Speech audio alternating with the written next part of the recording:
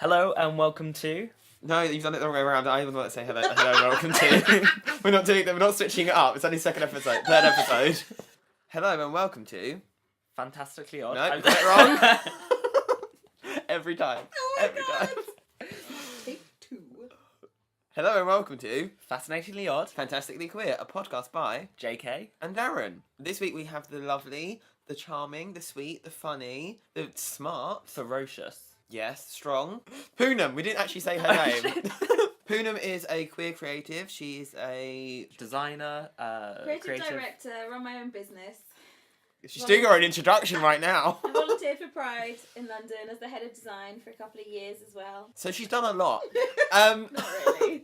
And this is a great intro. I'm loving it, actually. So yes, we're going to be talking to Poonum. As you know, just heard, she's sat in the room. We're in her house. And we're talking to her about her identity, whether or not she feels like she has enough validity to exist in certain places, in certain fields, with her sexuality, with her POC. POC? That doesn't really... That's Status? not even... Identity. Yeah, so let's just get into the chat, shall we? Let's. Basically. Poonum has very wide eyes looking at this I'm microphone. so with... scared. I was Don't so be, scared. don't be. Stop looking at the microphone. Okay, alright, You alright. don't need to look at the Alright, microphone. let's just chat. Don't you think these look like anal beads, though? Like, Yeah, I've got some. No. they look like some kind of... They do like sex anal, toy. look like anal Yeah. beads. I said this is the Is this first... going to turn into a sex chat? Because that would be great. Yeah. I mean... This is... There is no script with this. Sure. Yeah, we have no limits. Okay. Well, I don't anyway. That's your safe word. I don't have one. Sorry. Where are we? Okay, yeah. We are in my flat in Islington. You asked me to choose, or what places were important to me in my journey, life, etc. And I immediately, A, got scared, and then B, was like, actually, it's my flat, it's my safe space, it's the biggest constant in my life. I'm lucky enough to live here by myself. It's coming up to 10 years. And then I realised it's all about the negative in between, and like the white space. And I've just realised what I've said. And when I mean white space, I mean when you're a designer, you're looking at, your client wants you to put everything onto a page, and they stop thinking about all the breathing space, all the white space on the paper. That's all the negative in between that allows you to see the other information. So that's what I mean by white space, not white people space.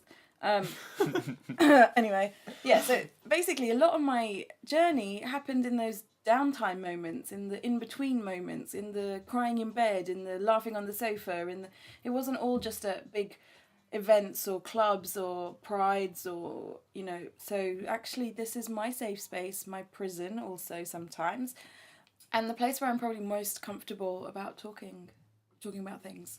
And then I realised, oh shit, I'm inviting 2 people into my home. Freak out, clean the entire flat today, and just went, oh my gosh, what if they don't like it?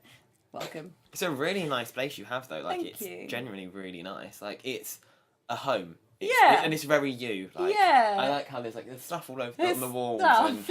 And, but it feels like a home. It feels like you've lived in it. It's got personality to it. Thank you. It's really, really nice. I am Welcome. lucky. I'm very lucky. I bought this in the recession. I saved.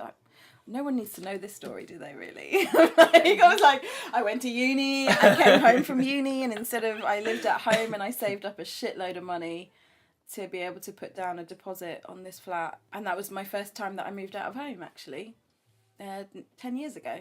Shit, 10 years ago. What's changed in those 10 years that you've been here?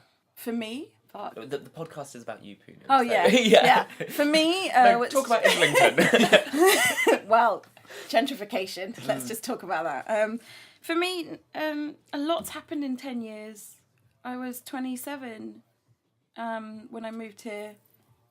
I was really ill, actually, like mental health unwell, like really, really unwell, and just trying to train crash through life, just thinking that, not knowing anything else, not having any space to think about anything. So in 10 years, that's why I say this has been my prison. It's been the place where I've not been able to get out of bed for a week, but at least I've had this space to do that.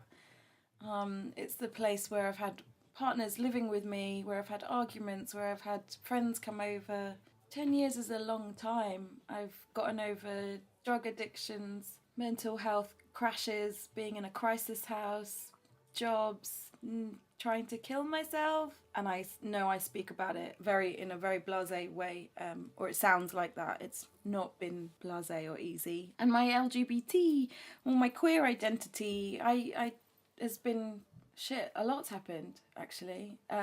Only in the last 4 or 5 years is my queer identity, my identity as a woman, as an Indian woman. Oh yeah, hey world, I'm Indian, by the way. I tick British Asian on those forms, or British Indian, just in case. So yeah, that's almost. I was so unwell that it's only been in the last few years that I've actually been able to consider, explore my queer identity, my LGBT identity, my female identity, everything actually. So I feel like I'm relatively new. I listen to a lot of other people, yourselves included, and I just feel like a newbie almost, which is weird, a weird thing to say, but some people, actually I'm 36, and I've known since I was 18. I mean, I used to go to GOI and Heaven, and I know Ramel talked about it, and I was like, oh yeah, I used to go there when I was at uni. It was like Monday nights at Heaven and stuff, and I don't know. But talking about your feeling like a newbie to queer identity, that's actually something that's really important, is that, you know, some people don't discover that until much later in their life. You know, my mum, I feel like every episode my mum's going to get a shout out to. Oh yay, hey mum! So she only discovered her queer identity, perhaps, I don't know whether she would even call herself queer or anything like that, but, you know, she's now married with a woman, and she's older than you are, let's say. So very diplomatic. Very diplomatic. So she won't unsubscribe if she knows how to do that. We need that one follower. So it's great that you've been able to find that identity. Yeah, I was thinking about this. I was like, I realised that actually, for me personally, when people look at me, my queer identity is almost hidden to them. Like, the first thing sometimes people would see is the colour of my skin. And me being a woman and being Indian, I've had to deal with so much other shit growing up. Way before. Like, there's almost like a list, and I hate that there's a list, but it's like, not even in priorities, but just how other people have seen me.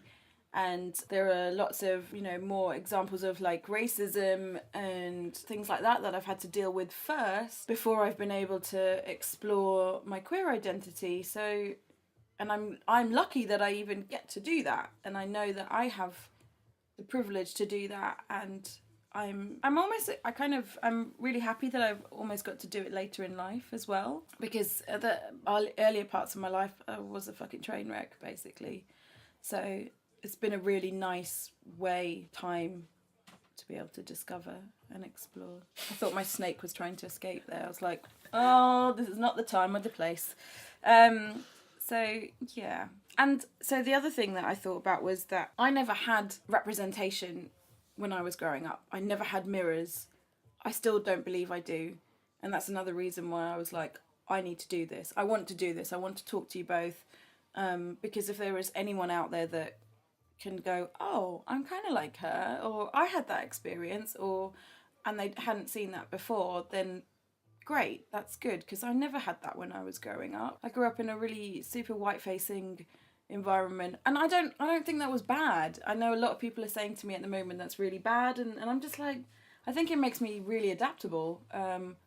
I've had to be in situations where I am the only POC in the room, and you deal with it.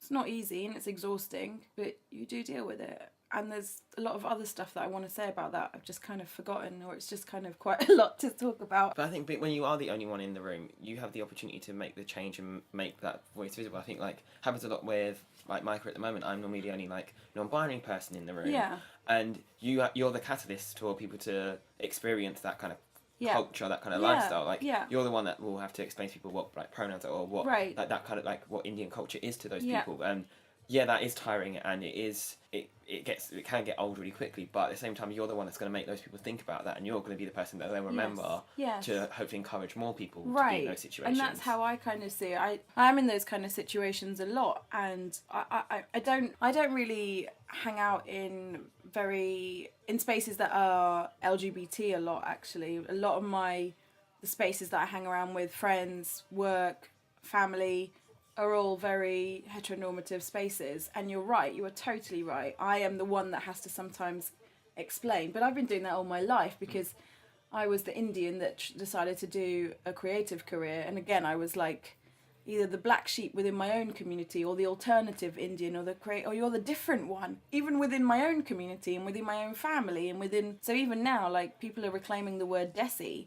I don't even feel like I don't particularly connect with that word at all.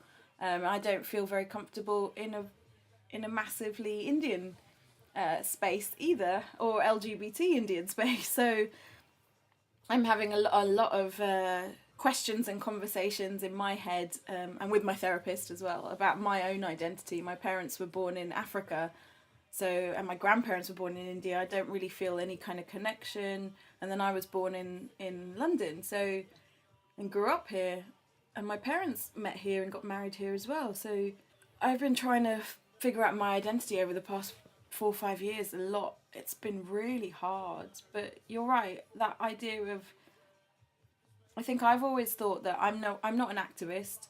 I'm kind of the person that would be doing it very slowly and small and little steps and education and kind of like correcting somebody or helping them understand in a way that I'm not going to get angry at them. I'm just going to be like, you just don't know. You've just not had that experience. But if I can somehow let you take some information with you, so the next time you encounter non-binary people, Indian people, whatever it is, you have a bit better understanding, and you might not make the mistake again, or you know. Is that not a form of activism though?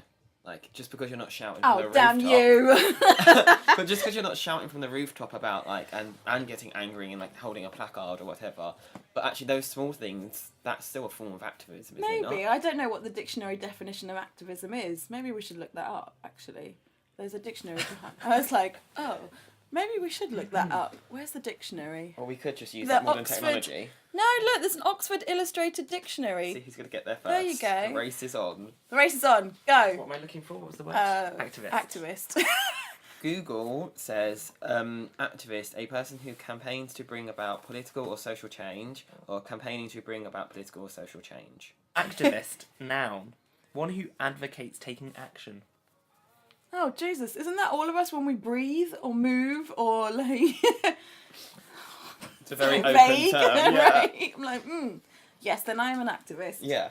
I think it's just nowadays, activists have like if it's one of those things a bit like influencer, everyone kind of like can call themselves one, so it's like it gets watered down, and some people are a bit like, are you though? And like, it's one of those things that everyone starts putting borders on things. Yeah. Then it's like, well, am I not kind of thing, and it's, Yeah. you end up like, it's a bit of a confusion. But with any identity, it's not for someone else to describe it, right? So, you know, if you think of yourself as an activist, then you are an activist. If you think of yourself as, you know, a liberal, then you are a liberal. But there is a limit to that, obviously. You can't appropriate and... I think there are... Okay, in that respect, then, like, yeah, I suppose... I really don't like the term for myself. It makes me feel uncomfortable. I'm like, oh, God. But Pressure. yeah, it's total pressure and responsibility. And I'm just like, I kind of want that responsibility, but I really don't. I'm like... It's hard enough just getting myself out of bed every day, so I'm not going to try and be an activist for other people. But I think there are different ways to be an activist, for sure. There is the front lines, there are the people on social media, there are the people behind closed doors, there are people in policy making, there are people that have money, there are people that have power, and they should all be doing positive things, I think. So I think it's like a multi-pronged kind of movement of sorts. I don't think it's just... I don't know whether you would call those other threads or people activists. I'm not sure they would, but yeah, I always think of activists as like super frontline, very vocal, almost shouty. But yeah, you're right, activism is it has evolved. Not probably, definitely has evolved. So I'm just nervous. Nervous about what? Saying that I'm an activist, for sure. Then people hold you accountable. And then people will just be really mean to you on Twitter. Nobody needs that. I hate social media. I think it's pure evil. Like, I get what it is good for, but I just think it's... all you end up doing is reading comments and retweeting. And I know Ramel actually spoke about this. Actually, something that you could do is retweet. But I also think that instead of... people are almost like keyboard warriors. They just sit behind the screen typing. They don't actually do anything. Maybe it's also because I'm in my 30s as well. Like, there wasn't social media as much when I was younger. You had to go out and actually do stuff and be part of something. Because I asked Ramel that in the podcast. I was like, "Well, do you think social media is enough though? Like, is there more that you could be doing? Like, a lot of people say they're an activist, but all they do is send a tweet out here and there. And a lot of time people will send a tweet, and what they're saying in a tweet is completely opposite to actually what they're not practicing it in person. Yeah. Like, people will send a tweet about how this company like whenever they like get influencers, it's only just like white people as a white person saying that, but then are you going to that brand and saying, actually, no, I don't want to play this place, but these are the people that you should choose instead, like these people of colour, or these people that aren't cis and white. And will you stop using that brand? No, you probably will keep using it. Yeah, because they're going to pay you, so actually, are you practising what you preach? Yeah. I think that's the thing. But it is, I mean, again, it's so nuanced. I think social media is really hard. I think it allows you to see a snapshot. There are a lot of people probably struggling with their mental health and with their identities and with day-to-day, and you never see any of that, and they choose to not put that on there. I do think that certain people are keyboard warriors, but I'm hesitant to judge them too much because I'm like, I don't know you. I don't know what you're dealing with day-to-day, and that's how I hope somebody else would see me as well. So you can't compare your insides to somebody else's outside, and yes, you do need to get up and do stuff, but I also realise that not everybody's able to actively do stuff, perhaps, and maybe they think tweeting is an easier form, or it's something they can actually do without having to deal with social anxiety or anything else. But yeah, there are two sides. Oh, there are more than two sides to every situation. You know, also the lack of space as well. A lot of the time, the spaces are for the people to, like, the ones that are actually making the change. There isn't the space for them, because when you look at a lot of LGBT events and things, especially like if you're talking about that, it's the same people going to those same events all the time. So if anyone else does want to get involved in some kind of like activism or speaking up and stuff, they're not getting invited because the other people always are. The same people always going. So. And that's almost like a catch-22 as well. So if you're not putting yourself out there because you've got anxiety or whatever, then you're never going to get chosen. But then is it the job of those people in those organisations or events to actively seek out? And that's the same with, like, you know, choosing or looking.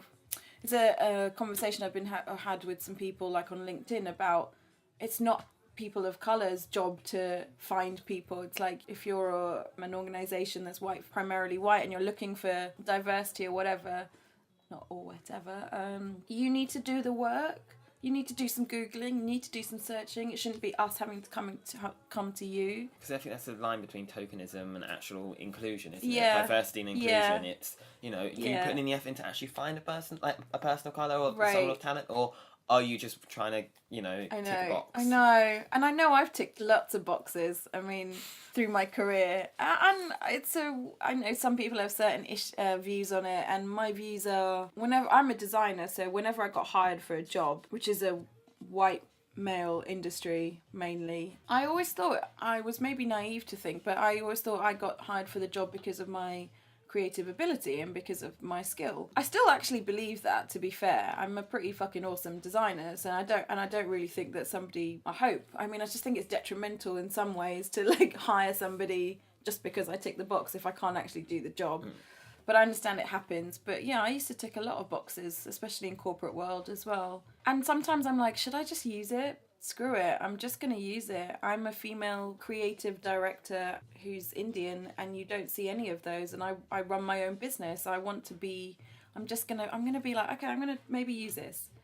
It's been a new thing for me, because I've always tried to put designer first before I never used to put female, LGBT, person of colour, like, on any kind of profiles or anything. It was always designer came first. That was it. If you're hiring me because I'm a good designer. I'm a good creative. It's only more recently that I've kind of seen, probably in the past 5 years or so, that people, and I've sort of changed. I'm like, okay, maybe I can use some of these things as well. Even at Pride, I thought I kind of ticked boxes as well.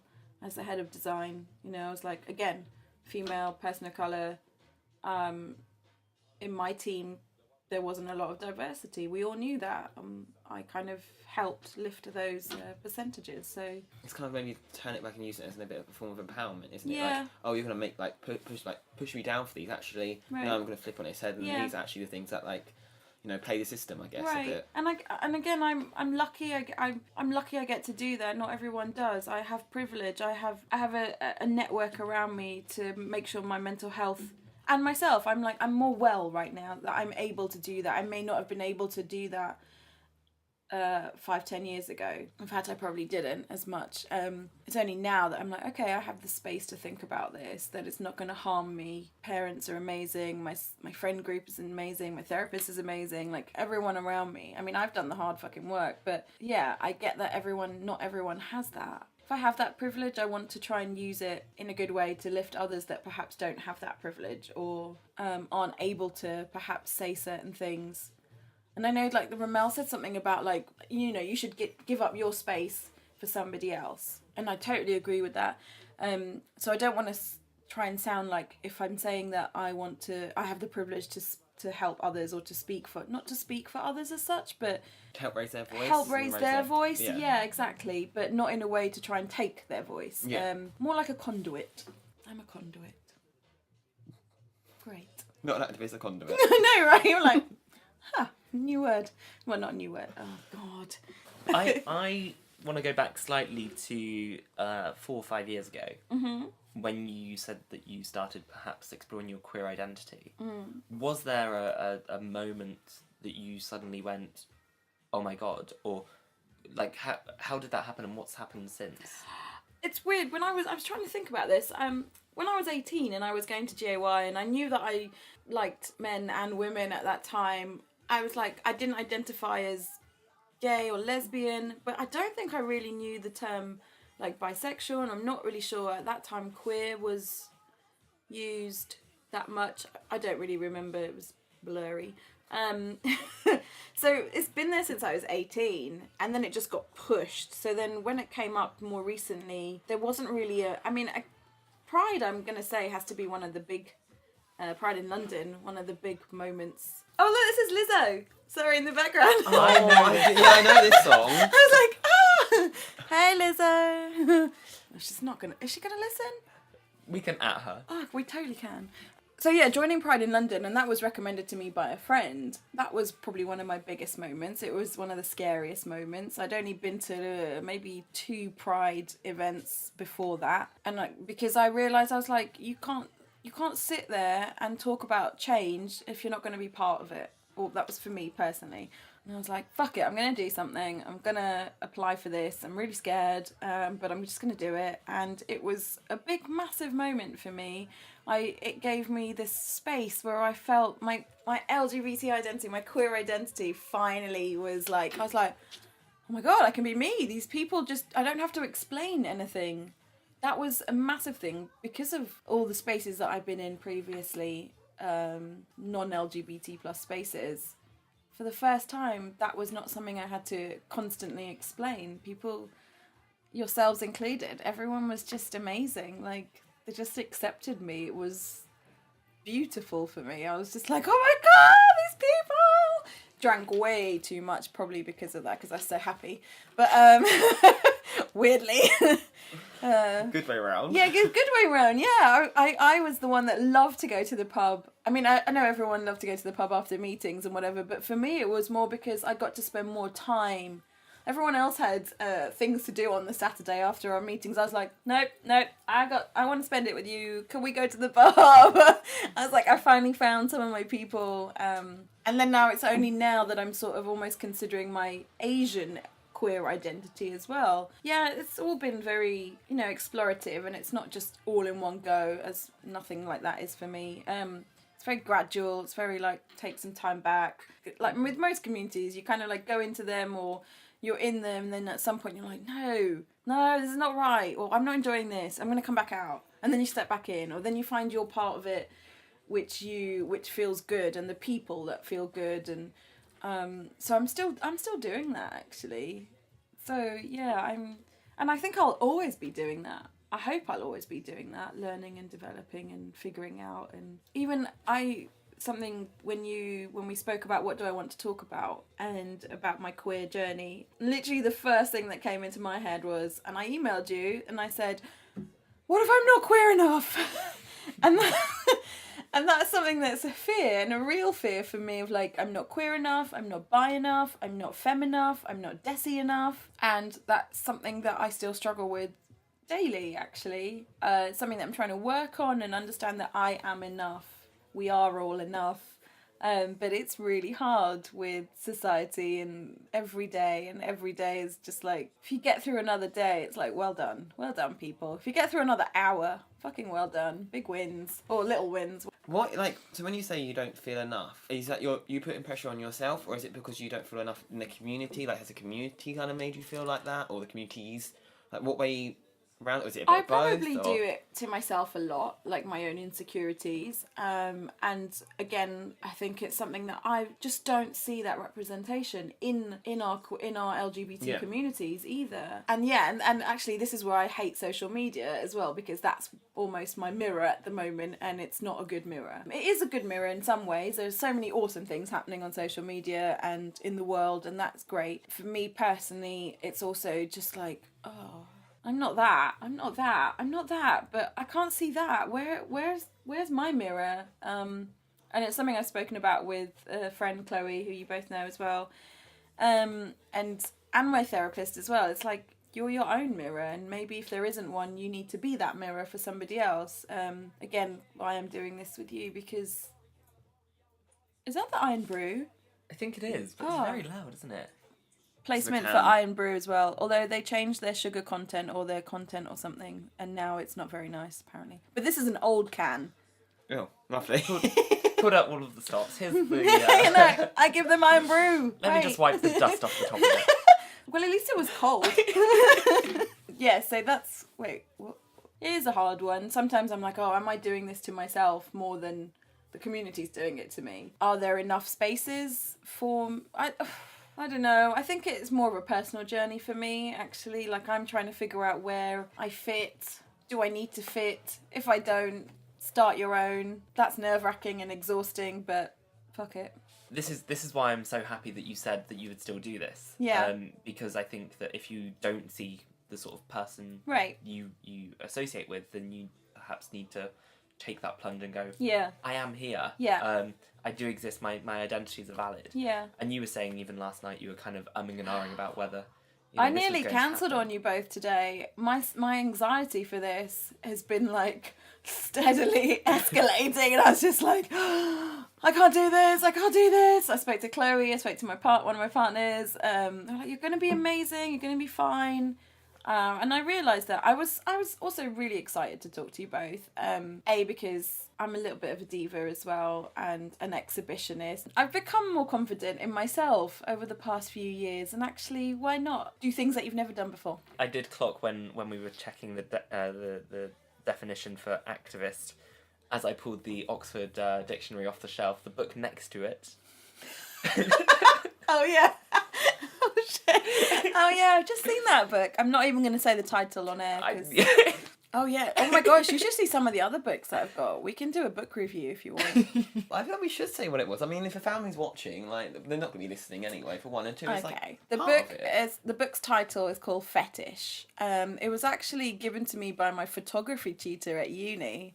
I think he was a bit of a kinkster. So kind of Maplethorpe vibes. Yeah. And like, is it Trevor Watson? I have no idea. Oh, there's like furniture made out of people.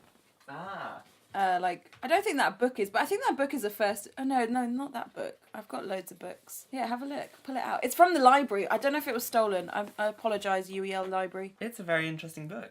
As he really quickly flicks through it. It's really interesting.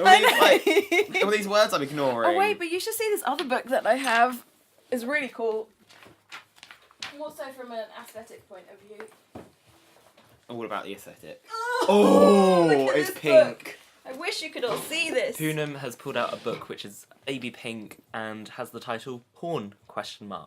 But the beautiful thing about this is that it's a squidgy cover, and the first part of the book is French folded, which is very, very rare in book I love binding. French folded. Exactly, because it's very expensive. And This is when me and Poonam just look at pagination and get very I know, excited. and get really geeky about it. Oh no, but like even the layout of the text and it's everything. beautiful, it's isn't it? really cool. I'm Yeah. sorry, the podcast. I know. Do we have like a name for it or It's just called Porn. no? But like an author or anything? Oh. Like, do we know anything about it? Is this like Designed and edited by Tom Hingston Studio. We're doing a lot of shout outs to people. yeah? Product placement. Well, we can put the link in there if Yeah. I can find it I online. was gonna say I'll Amazon it. It's a beautiful book. Oh, it's changes here. Yes, it goes from French folding into porn-ish. Is this all rubberized or is this... I don't know. I don't actually know what the book is about. We're supposed to read that intro. I just wanted to get to the porn. And then it's a collection of photographs, I think by different artists or different photographers. It's not traditional porn. It's not like Pornhub porn. It's like creative porn. It's creative porn. It's artistic porn. Yeah. Oh yeah, my book collection is vast. But you can never have too many books. Whoever has a Kindle, shoot them. Mm. Yeah, I knew it. I don't. Oh, thank I goodness. prefer an actual book. I'm reading literature. It's fine. No, I still like to have a Yeah, I book. still like the physical book. Yeah. The smell of the book, the pages of the book. Yeah, folding over the pages, Oh, only being able to take one in your bag, Yeah. choosing which one. And having to look after it, because I'm always be like I like a book to stay like looking as fresh as possible. Oh no, I like to ruin mine. Oh, so I'm the other way. Like, my like primary school teacher when I was growing up was like treat a book like you treat a baby. Oh. And so like that's what I'm like with my actual but- physical books. That's why I don't I have don't children. want to see what you're like with kids. Yeah, I hate kids, but I like when I have to take care of my books. My books are my babies. If it was a baby, you know. Yeah. Anyway, we digress. So you said about, before we looked at the book on fetish, you made a point of exploring new things. So has that been part of your journey? The fetish part? Mm. Oh, sorry, Mum. If you want to talk about it, you don't have to if you don't want to. No, I'm she pretty does. open with my family. Yeah, I mean, so kink and the fetish world scene is part of my life as well. Again, that also came before my LGBT identity as well, or exploration of, or they were probably kind of mixed and intertwined. I sort of count myself as polyamorous as well.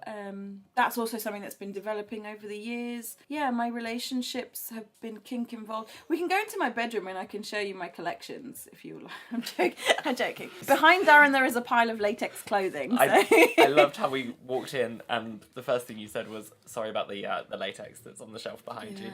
I'm trying to sell it, so if anybody knows anyone that's a size medium in latex clothing, mainly kind of... Oh, actually, there's men's and women's. I hate that they even classified like that, but they are. Maybe we can do some dress up after this. Or not. Again, I'm totally down. I have lots of rubber clothing. Oh, I love it. Follow us on Instagram to see the bits. Yeah! It's just another material. It's just actually another material. And I know a lot of latex designers.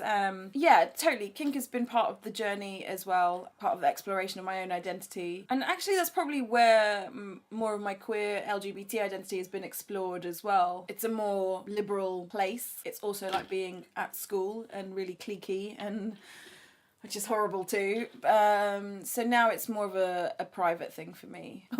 Oh, I'm sorry, Mum. Yeah, my mum's funny. I just like pick up the phone. Oh, Mum, by the way, I'm queer. So, and then put the phone down. Oh, hi, Mum. So yeah, I had a coke addiction and now I'm clean. Okay, bye. Gotta go. She's like, that's how I kind of do it with my mum. Actually, I was saying to my mum, I was like, Mum, do you know why I volunteer for Pride in London? She's like,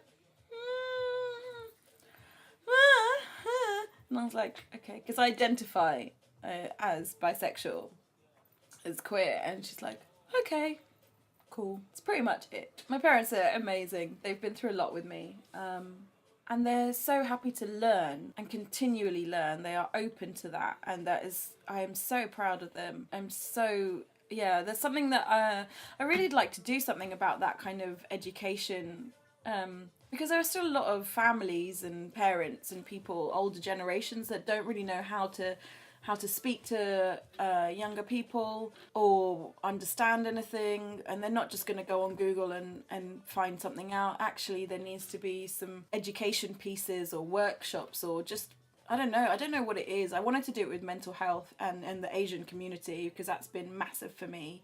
And I wanted to get my mum involved, my mum and dad. I was like, Mum, Dad, you can be part of this. But I think it works actually with LGBT plus as well. So that would be quite interesting. Educating people, but in a way that you're not like being aggressive about it. You're not going to shout at people for being wrong. I think a lot of the time, especially with like the older generations, they're scared of being wrong. They're scared of being shouted at by the young kids. And it's just a matter of actually like going, they just don't understand. They're not trying to be offensive for the most part. For the most part, yeah. We're giving them the benefit of the doubt. Yeah. And it is ignorance, and it is just not knowing and not being told, but not someone shouting at them. It's like, if you say something wrong, I don't. So one of my partners, their partner is non-binary, and I sometimes say the wrong pronouns, but I don't do it. There's no maliciousness. It's just because I've been conditioned to think and say certain things, and as I immediately just go, oh, sorry, and my partner does it with his own partner too.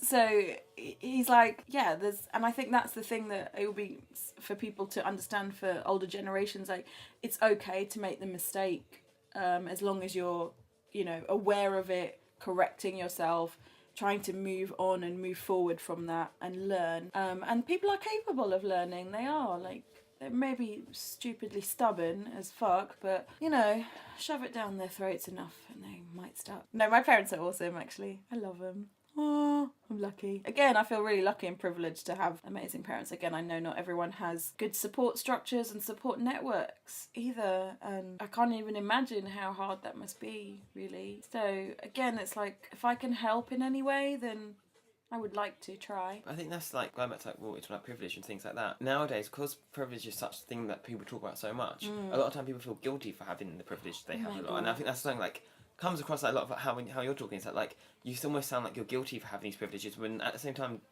you didn't choose to have them. No. Do you know what I mean? Like, it's that thing of like, at least you're aware that you've got those privileges too.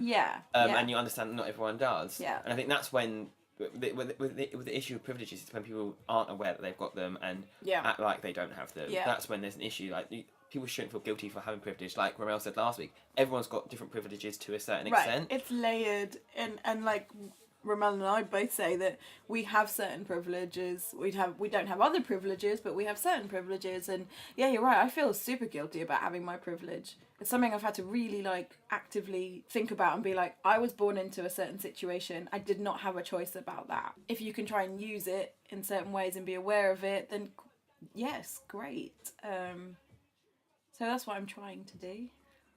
Going to your Indian identity, did you see the images recently from Mumbai Pride? Yeah, that was awesome. That was very cool. Just looks so happy, and I spent like hours just watching this whole thing and just being like, oh my god. Yeah, that was super. And the scrapping of Rule 377 as well.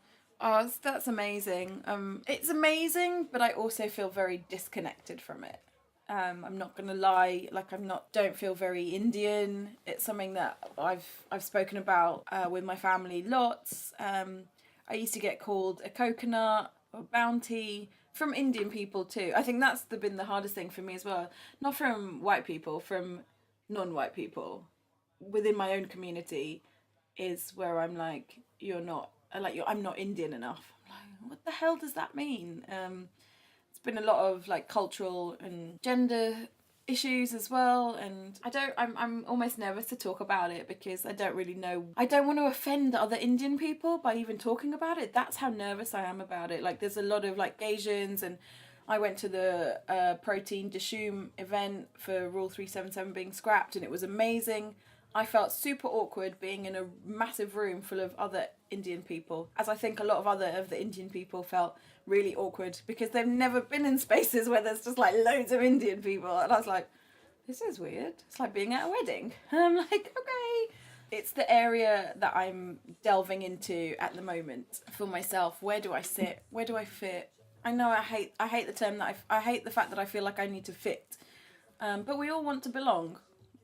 That's natural. So, and I'm not sure I love seeing what's going on in Mumbai and in India. I get super annoyed with what's going on in India sometimes as well. And I just like, and I've had conversations with my dad about this all the time. And I don't really identify with, or I don't feel very connected to that part of the world or me, or that culture, which is weird. I know, it's really difficult actually. I'm finding it really difficult because I feel like there's this, I should be more into yoga, or I should be more into Bollywood films, or I should be more into whatever. And I'm like, I'm just not. It's not that I don't like parts of the Eastern world or culture at all. I mean, I love this, I think it was a Japanese film about these rich ladies that go into the slums and eat dumplings made of 3 or 4 month old fetuses, because that is the way that they will stay young and youthful forever. I don't know why I just put that in there.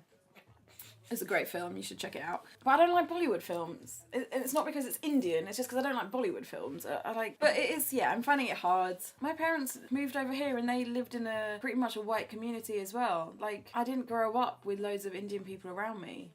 My family doesn't live around me. Like, I've been white facing, is that the right term? Well, it's that you've been brought up in in the UK. Yeah, in London. So for all you know, you're basically like a British person, but in Britain you're looked upon because of the colour of your skin, right? Exactly. As like Indian, and then in India, because you're so westernised, if I go to India, I'm an NRI, non-resident Indian, and I stick out like a sore thumb, more so than I stick out here. I don't stick out here. In London, I blend in. That's what I love about London. I just blend in. I become invisible. It's the greatest thing. When I'm in India, I stick out, tattoos, piercings, big boobs. Like, it's like, oh god. My mum's like, can you put some more clothes on? Wait, I'm wearing like a long sleeve t-shirt. What do you mean? But then that's an India that I experience. There's an India that everyone else experiences or other people experience, which is completely different. I've never been to Mumbai and experience of like really creative communities there, and it's interesting to me, but it also feels very disconnected to me, and it's something that I find hard because I feel like, I should be more like that. Or should I no, I find it hard enough trying to figure out this identity in Britain as a woman of colour. I'm like, I don't want to try and complicate things, or let's take it step by step. So, and definitely within the LGBT community, I find it hard. I feel like it's a minefield for me. I don't know why or what exactly, but it's complicated.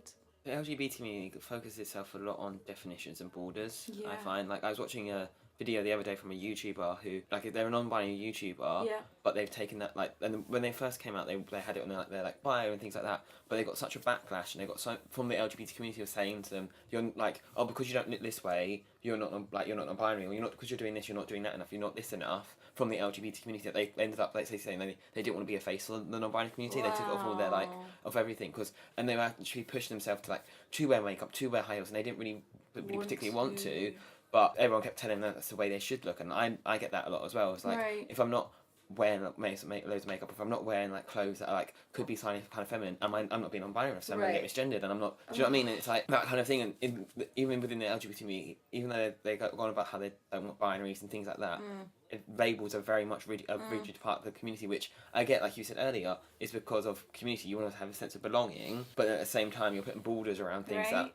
I feel like we're making it a lot harder for ourselves. That's why I step back from the LGBT community a lot, because I'm like, I don't like these borders. I'm like, I have less issue in the non-LGBT community within the LGBT community, and maybe it's because maybe that's what it's needed. Maybe we're at a period of time where this is just what needs to happen.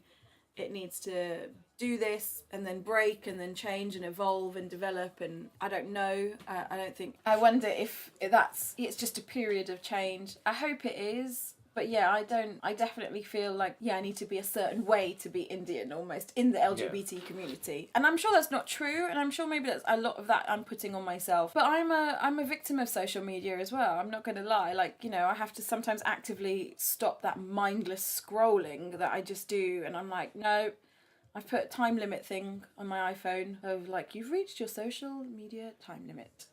It's only been an hour. Okay, fine. So I don't know if I'm making it worse for myself, But I also think it's just going to evolve and change. And the thing that, well, it sounds super cheesy, but the thing that you can do is just focus on you and make sure that you are okay and that you're giving yourself the self-care, the proper self-care, not the stupid positive meme self-care, and looking after yourself and the spaces that you're in and that you're around, and then looking outwards into the community, I think. And that's really important, and I think we need to have probably a wider conversation in LGBT community about, you know, that self-care piece, around mental health, around making sure that you build this network around you. Yeah.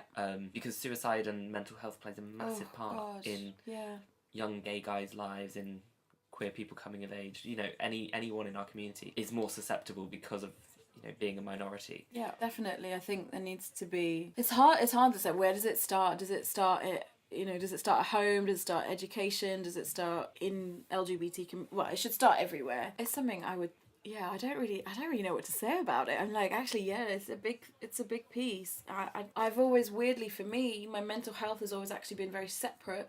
My mental health illness has been very separate to my LGBT identity, my queer identity. I can't really speak on, and maybe it's not as separate as I think it is, but in my head it's separate. I was diagnosed with depression and anxiety and borderline personality disorder, and I've been dealing with my mental health since I was 16, but for me it was never linked. I never linked it to my queer identity at all. But I can't even imagine what that must be like for people on a daily basis as well. You just said, where do we start? Do we start at home? Do we start at education? Actually, I think what you're doing now and just describing that to us is actually the start. You know, people, you said earlier as well about how on social media it's all the kind of edited highlights of things. Yeah. And actually, mental health, yes, it can be really shit and really challenging for people to go through. But if we do talk about it openly, if we do kind of share a little bit of the negative in our lives, because life isn't just one, like, you know, happy... No, it's multifaceted. There's light and dark. There's all kinds of shades. Like, you have to... And it's hard, and there's not, like, one path. There's not one right path or one wrong path. Like, it's so nuanced, and it's so different for every single person. Like, I wouldn't even know what kind of advice to give I wouldn't want to give any advice, but I wouldn't know what to give, like, because the piece of advice that I give to somebody probably only works because of my experience and because of the person I'm speaking to, because I know something about their situation. Like, blanket advice, I find it kind of patronising sometimes, especially like on social media and things. Sometimes you have to take it day at a time. Sometimes you have to take it 5 minutes at a time. At the moment, I'm in this wonderful space where I get to take it. I can actually look forward to a month in advance or 2 months in advance, and I've never been able to do that. I've never had that space for as long as I can remember, and it's absolutely joyous, and I know you can get to that space, and I'm lucky that I've had that support and that help, the financial help, the mental support, the, like, everything, friends, family. It's weird, I wouldn't ever want to say, oh, if you're listening, like, and if you feel like this, then do this. It's like, it's such a personal journey and such a personal story for each person. But yeah, it's totally one of the reasons why I'm here rambling on like this, because if there is anything that I've said that anyone can take any kind of solace from, or just, like, oh shit, yeah, I get that, hey, that's cool, and you're right, we just need to start talking and discussing, being nice to each other. So we asked Ramel last week, and I'll ask you as well. So obviously this year is 50 years since the Stonewall riots. Yep. A catalyst in gay rights movement, in Yeah. queer rights movement. Where do you hope that we are in the next 50 years? I liked Ramel's answer. Can I just steal that? Well, one thing I thought, I was like, where am I going to be in 50 years? And I was like, I might be dead. I'm going to be 86 in 50 years. I was like, damn, I might be dead. So I was like, where do I hope? I don't know. I wouldn't even want to say. I can't say. I feel like we're at such a point where we all need to really think about now and the next 5 years and the next year and the next few months. Like, where would I like us to be in 50 years? Yeah, I'm going to steal Ramel's answer for that one. That the people are actually, the youth, young people are like, what do you mean that was a problem? Don't be stupid. You know, and it becomes part of history. That would be amazing. The reality is I don't think that's going to happen. Who knows? To be fair, I think planet Earth Gaia's going to figure out that we're fucking her up, and she's going to create some sort of ice age again, wipe us all out within 50 years, so we won't even have to deal with it. That's my answer. Nice and morbid, but... Yeah, I know, right? Hey, we don't deserve to be on this planet. We really don't. And we're a tiny, tiny, tiny, tiny, tiny blip. We're insignificant.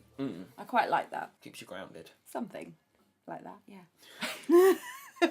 That's my answer. I'm done. I'm not saying anything else. No, but I quite like how you answered that, because you were like, we need to your answer was we need to focus on now. Yeah, we do. Rather than think about 50 years right. in time, because actually there's so much going on now that needs there to be addressed. Is. Politically, socially, economically. Like, the world is a shit show everywhere. Shit needs to change. People need to... It's really strange because when I left university, I was involved in political campaigns. And I remember being on the doorstep thinking, oh God, I wish there was a big event that I would be able to sink my teeth into that would actually make a difference in the world, that would change things so catastrophically. Yeah. And now that's happening, I'm going, I wish I was on that doorstep again, just like talking about the most minute issues like potholes rather than rather than all of the... Rather than the world ending. That would be nice. Potholes, they're really important. all the divisive issues in local government. Oh my gosh, nightmare. So that was our chat with Poonum. Lovely, wonderful, insightful. Yeah, it was a journey as well. I found like a really cool journey into a piece of the mind of Poonum. I don't think we like. There's no way in this hour podcast we got into like nearly even probably like 3%, but it was really interesting. So that's it for this week. Yeah, thank you for listening. Don't forget to share it around on social media and to follow us on our social media things. Oh, the other thing that I forgot to say last week is that if you are in the queer community and also want to share your story, then do get in touch. We do want to talk to more and more people, so let us know if you have something to say. Yes, and we will see you next week, or you'll hear from us next week. See you on the flip side. God. Bitch!